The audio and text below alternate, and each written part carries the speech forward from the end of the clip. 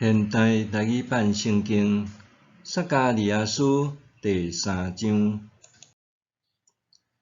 上主阁互我看到大祭司耶稣啊，徛伫上主的使者面前，撒旦徛伫耶稣啊的正边，要甲伊控告。上主对撒旦讲：撒旦，上主甲你责备，竞选耶路撒冷的上主责备你。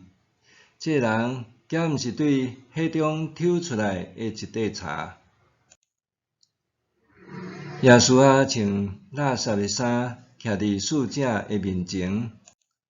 使者甲遐个在侍候的讲，甲伊的垃圾衫脱起来。上主甲耶稣啊讲：我已经除去你的罪恶，我要甲你穿礼服。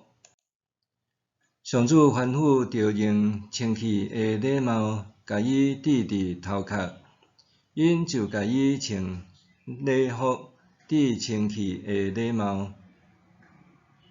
迄时，上主的使者徛伫边仔伫看。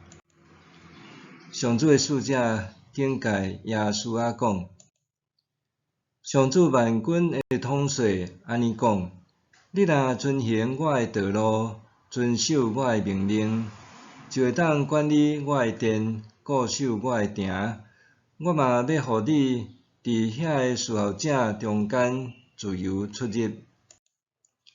大祭司耶稣啊，你甲坐伫你面前的祭司判拢着听，这人是将来要发生的代志的条头。